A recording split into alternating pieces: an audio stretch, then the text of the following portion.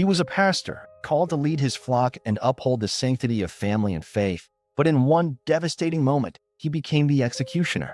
When Pastor Elijah Brown uncovered the shattering truth that the children he had raised were not his, suspicion drove him to dig deeper. And what he discovered would destroy everything.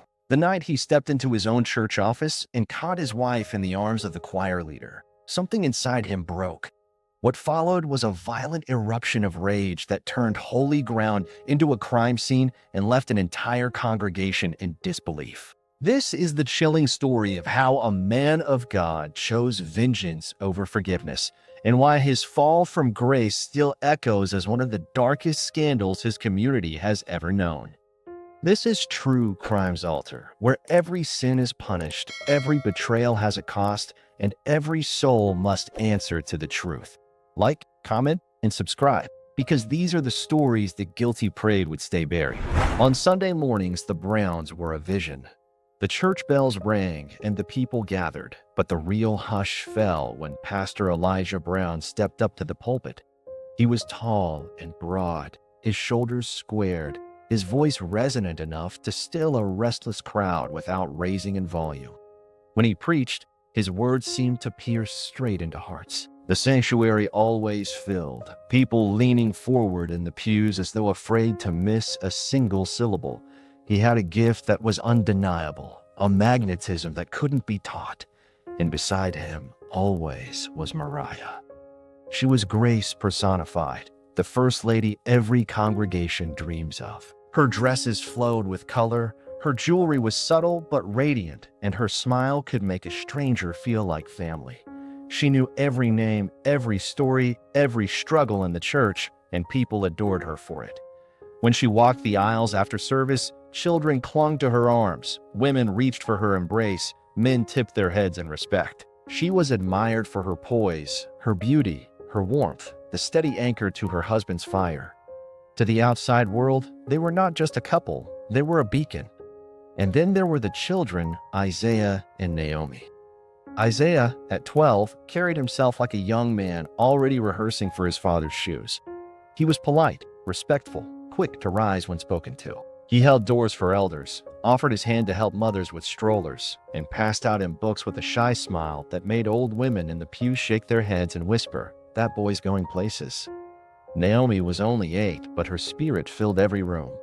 She had Mariah's bright eyes, mischievous grin, and laughter that came easily. During services, she sat between her parents, legs swinging, but afterwards she would dart through the fellowship hall, her curls bouncing as she hugged anyone who called her name. The congregation adored them both. To the church, the Browns were untouchable. Young couples pointed to them and said, "That's what we want to be." Families prayed for blessings like theirs. And the elders shook their heads with pride, saying, "Our pastor is truly favored."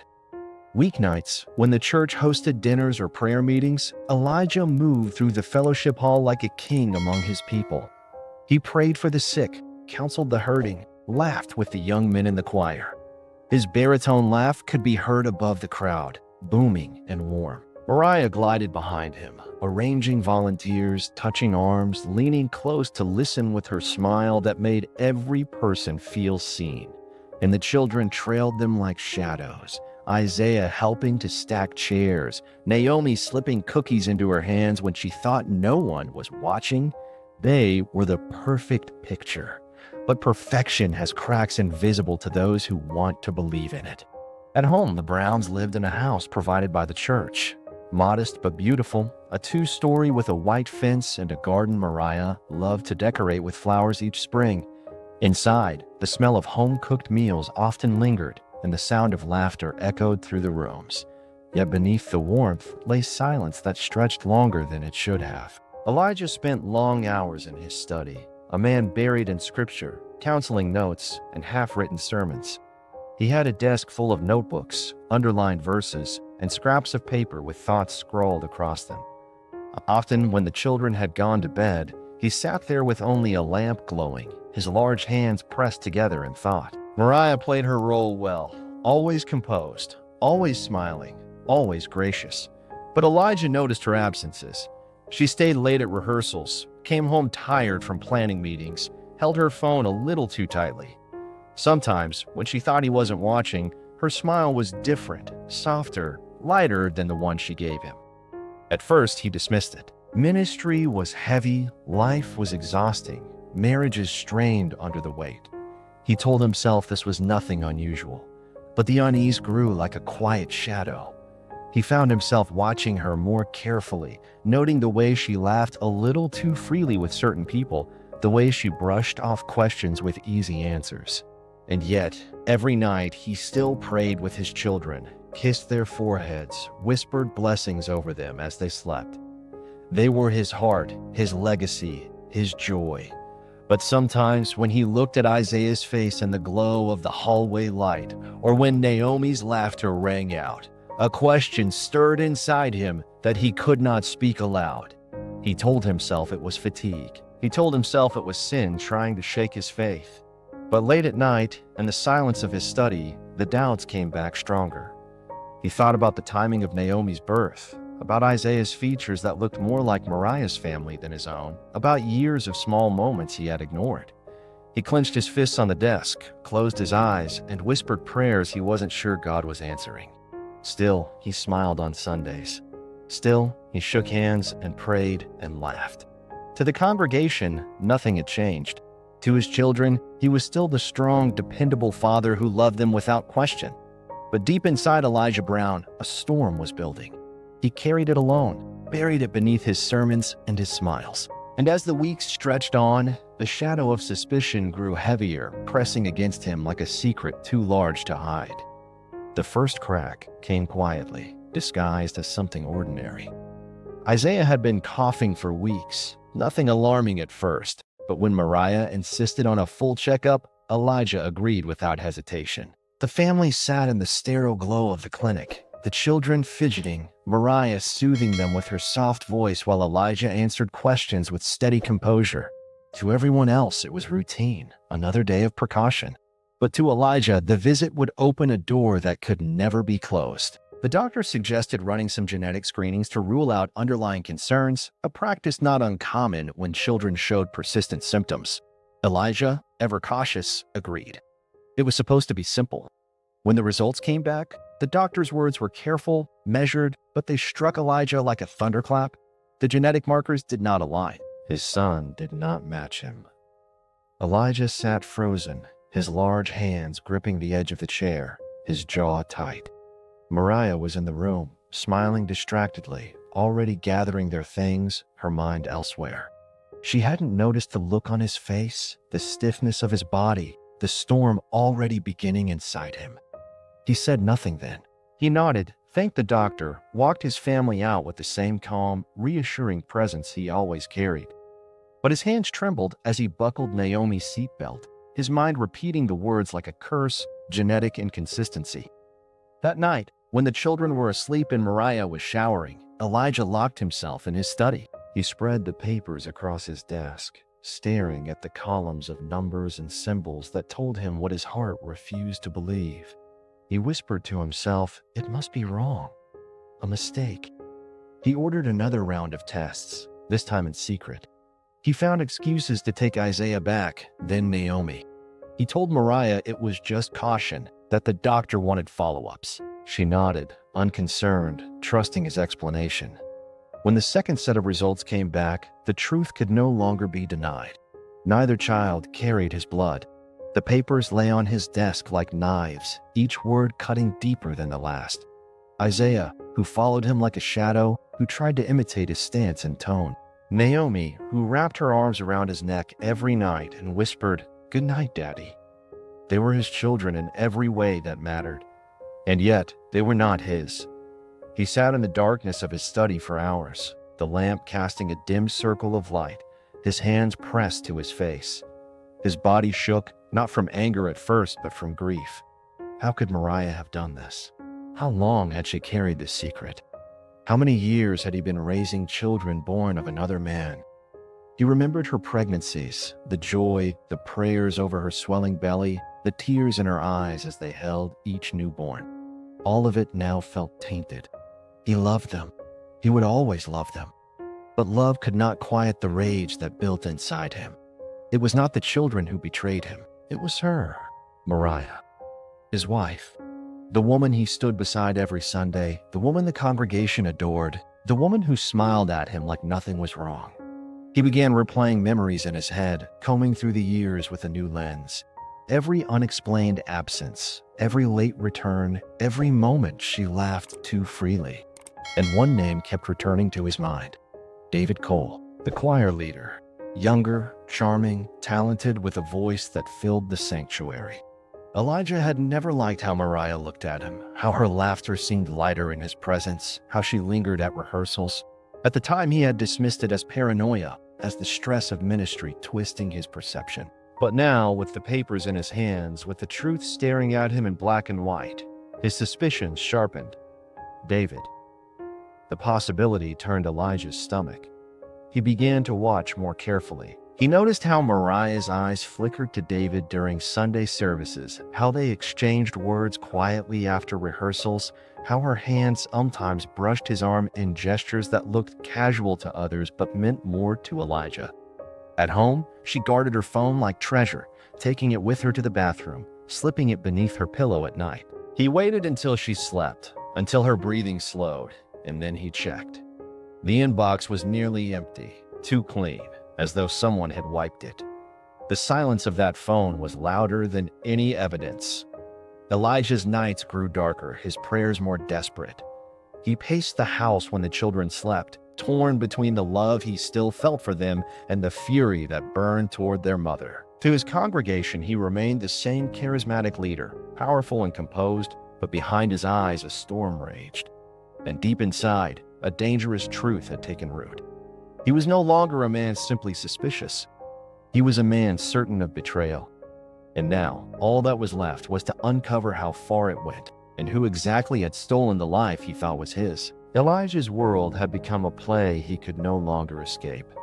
By day, he was the pastor everyone loved, shaking hands at the church entrance, praying with families in his booming, reassuring voice, carrying himself like a man rooted in unshakable faith. By night, he was a different man, his heart a battlefield, suspicion gnawing at every corner of his mind. He had always trusted Mariah. From the very beginning, she had carried herself with such grace, so radiant, so admired by the community.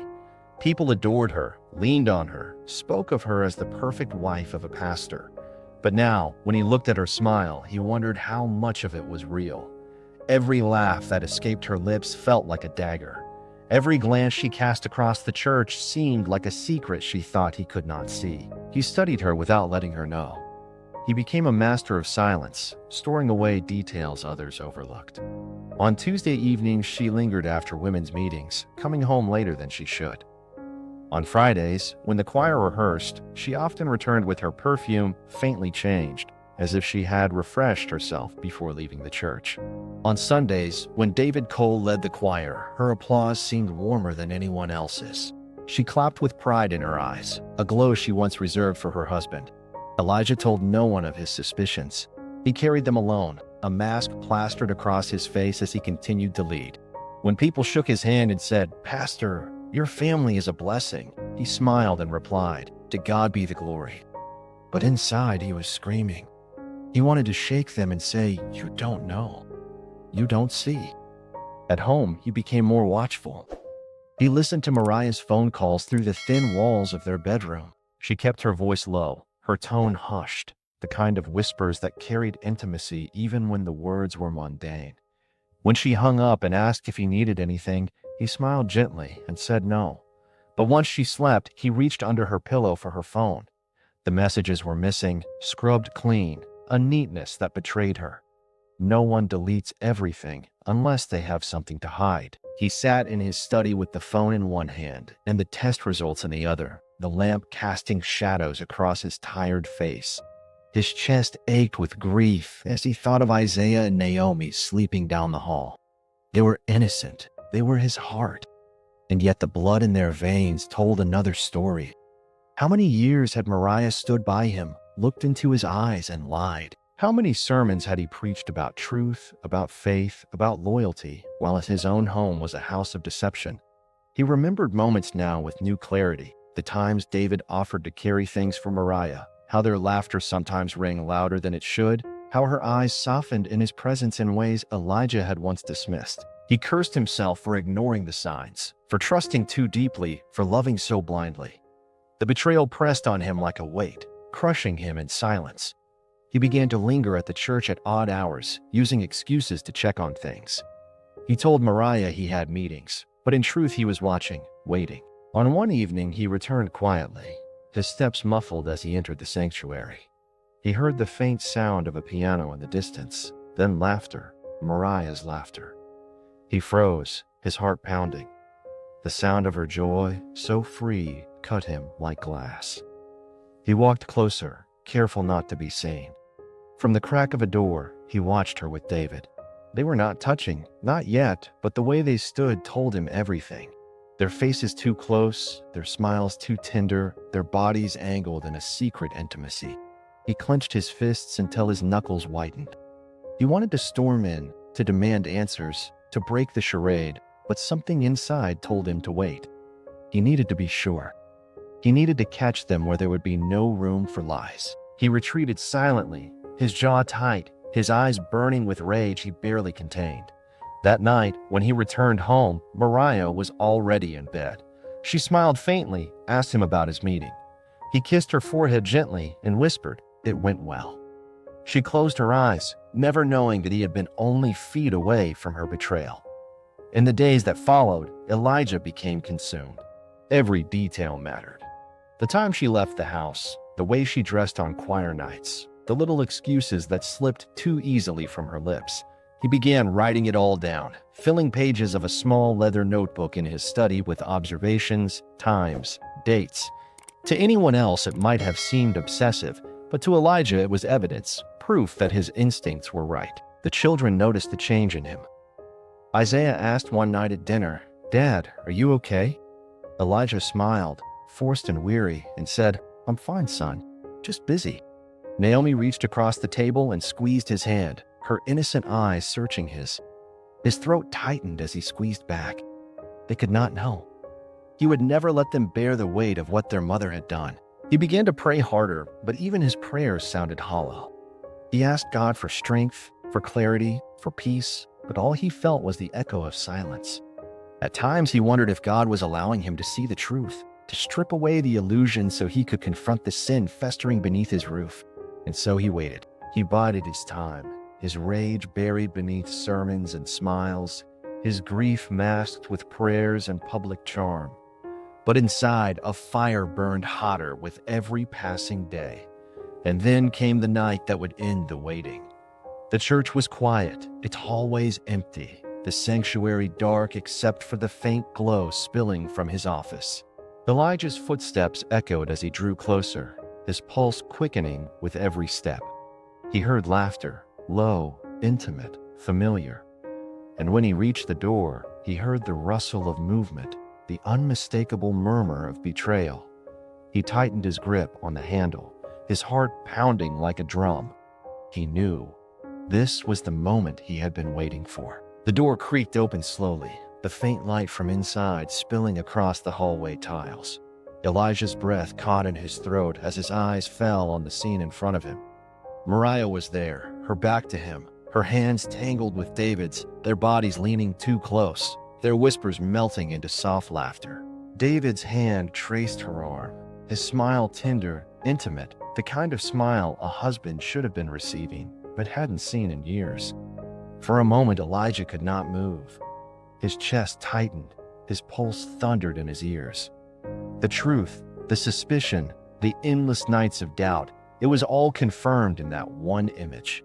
His wife, the mother of his children, the woman he had defended, protected, adored, betraying him in the house of God. Mariah. His voice tore through the air like a blade. She froze instantly, her shoulders stiffening, her head snapping toward the door. Her eyes widened, her face draining of color.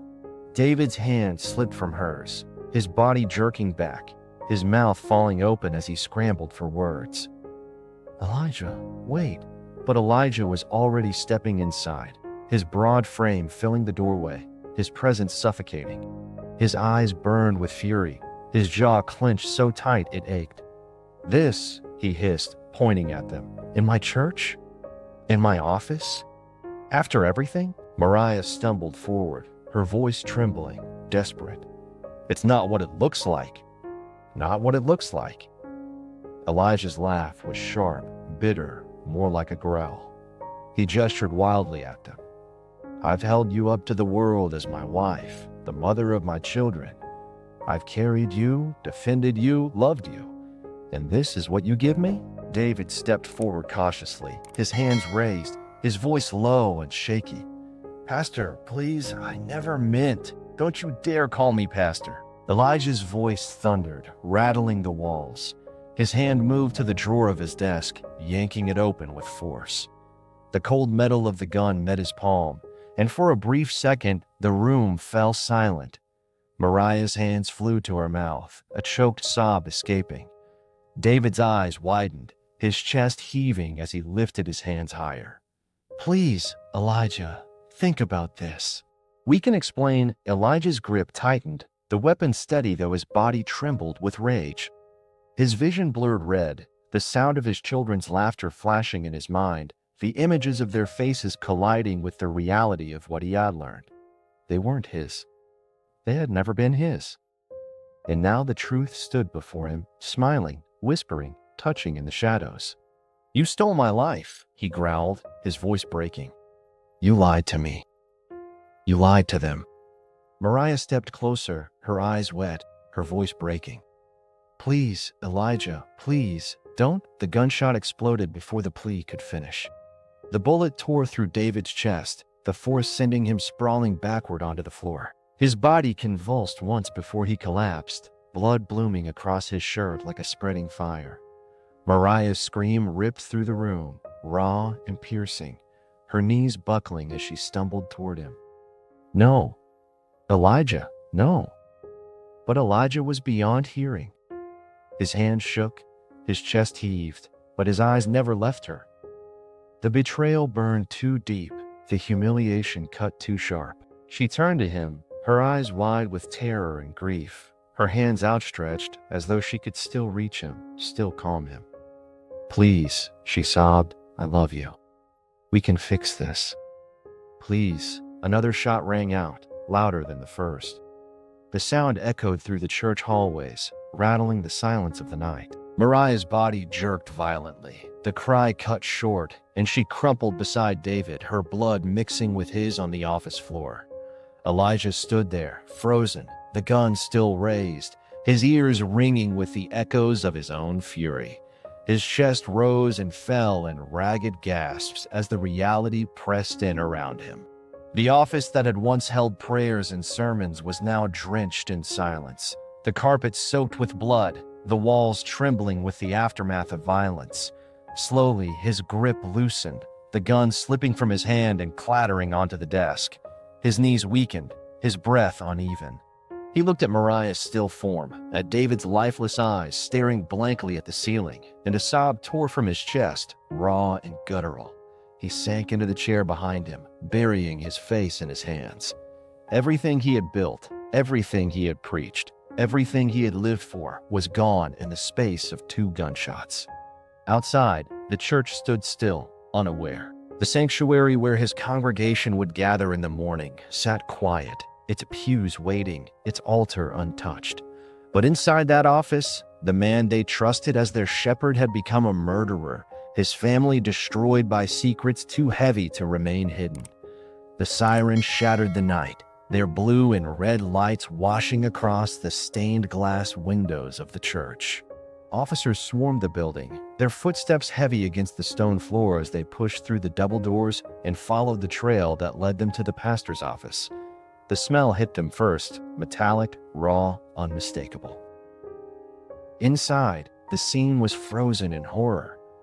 2 bodies lay collapsed against each other on the carpet, the once bright office now drenched in blood. David Cole, the choir leader, his eyes staring lifelessly at the ceiling. And beside him, Mariah Brown, the first lady of the church, her body twisted unnaturally, her bloody dress a stark contrast to the radiant image she once carried. Standing just feet away was Pastor Elijah Brown. His suit jacket was gone, his shirt untucked, his hands trembling. The gun lay on the desk where he had dropped it, the smell of gunpowder still hanging in the air. His face was pale, streaked with sweat, his eyes hollow as though the soul had been pulled from him. "Hands where we can see them," an officer barked. Elijah did not resist. He lifted his hands slowly, his voice low, broken. "They're gone," he murmured. "It's done." He was cuffed without struggle, his large frame slumping as if the weight of his own actions had crushed him. Detectives arrived minutes later, weaving through the chaos. Detective Harris, a tall man with sharp eyes and a reputation for seeing through lies, crouched by the bodies, his face grim. He had seen plenty in his years, but this, a pastor, a leader, a husband, it carried a weight different from the usual crime scenes. His partner, Detective Monroe, scanned the office, noting the papers scattered across the desk, the half-drawn blinds, the open drawer where the weapon had been kept. "He didn't even try to hide it," Monroe muttered. Harris rose, his gaze shifting to Elijah, who sat slumped against the wall, wrists cuffed, eyes fixed on nothing. "Sometimes they don't," Harris said. "Sometimes the truth is heavier than the cover-up." Outside, word had already begun to spread. Neighbors gathered in the cold night air, their whispers echoing in disbelief. "Pastor Brown?" one woman gasped. "No, it can't be. Not him." Inside, the investigators began their work. Cameras flashed, marking every angle of the room. Evidence tags were laid across the blood-soaked carpet. The weapon was bagged, fingerprints lifted, bullet casings collected. The office that had once been filled with prayers and preparation was now stripped bare for the truth. At the precinct later that night, Elijah sat in the interrogation room, his wrists still cuffed, his hands clasped tightly in front of him. His eyes were red but dry, his face a mask of exhaustion. Detective Harris entered, dropping a folder onto the table with a loud thud. "Pastor Brown," he began, his tone steady. "You know why you're here." Elijah lifted his eyes slowly, his voice rough. "Because I sinned." Harris leaned forward, his gaze sharp. "Two people are dead. Your wife, your choir leader, people who looked up to you, who trusted you. Tell me why." Elijah's jaw worked, his throat tight. "Because they betrayed me," he whispered. "Because everything I built, everything I lived for was a lie." Harris studied him carefully. "What kind of betrayal?" Elijah's lips parted, but he closed them again, his chest heaving. He said nothing more. Harris exchanged a look with Monroe through the glass window. They didn't need his words yet. The evidence would speak. In the days that followed, investigators dug deeper. They interviewed church members who spoke of the Browns as the perfect couple. They questioned neighbors who said they never saw trouble between them. They reviewed footage from church security cameras, pulling up images of Mariah and David lingering too long after rehearsals, leaving together at odd hours. Whispers began to spread. Congregants who once praised their pastor now shook their heads in confusion. "How could this happen?" they asked. "How could he do this?" Yet the detectives were learning what Elijah had carried silently for months. A DNA report was found tucked away in his study, hidden among sermon notes. Its contents shocked them all. Neither Isaiah nor Naomi was biologically his. The test results were clear, undeniable.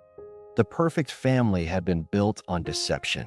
Harris sat in his office staring at the report, the weight of it pressing into his chest.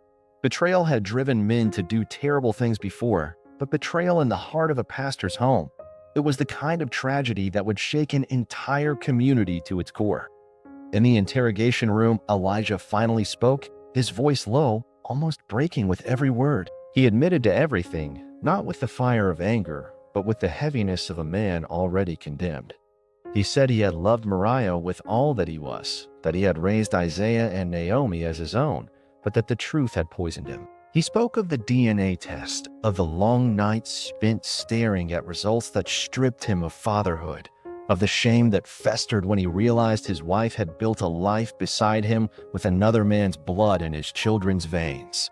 He said when he walked into that office and saw Mariah with David, it was like the world itself mocked him, as if God had abandoned him, leaving him with no choice but to end it with his own hands. The detectives listened, their pens scratching across paper, but even they could feel the raw ache in his words. This was not just a crime. It was the implosion of a life lived under the spotlight of holiness. When Elijah's case went to trial, the courtroom overflowed with people from the community. Some came to show support, others out of disbelief, and many simply to see how a man they once trusted could stand accused of such horror. The prosecution painted him as a man who let jealousy consume him, who chose violence instead of walking away. The defense tried to soften the blow, leaning into betrayal, heartbreak, and the unbearable weight of deception. But nothing could erase the images of Mariah and David lying lifeless in that church office. Nothing could undo the sound of those gunshots that echoed in sacred walls. Isaiah and Naomi sat shielded from much of the chaos, cared for by relatives, their young faces confused, their lives torn apart. They had lost their mother to death and their father to prison in the same night, and no explanation could mend that wound. The jury returned swiftly, their verdict heavy but certain. Guilty on all counts. Days later, the sentencing followed, the judge's voice cold and steady as he delivered the words that sealed Elijah's fate. Life in prison without the possibility of parole. A collective gasp filled the courtroom, followed by whispers and tears. Elijah closed his eyes as the gavel came down, his broad shoulders sagging, his lips moving in a prayer no one could hear. He was led away in chains, the once commanding pastor now reduced to a broken man who had destroyed everything he touched. The church he once filled with hope sat quiet in the weeks after, its pews haunted by silence and sorrow. Some mourned Mariah, others pitied Elijah, but most grieved for the children who would carry this burden for the rest of their lives. And as this story echoes beyond the walls of that small town, it leaves behind questions that no verdict or sentence can fully answer. What would you have done if you were Elijah? Do you think betrayal could ever justify what happened that night? We want to hear your thoughts. Drop a comment below, tell us where you're watching from, and don't forget to subscribe for more stories that shake us to our core.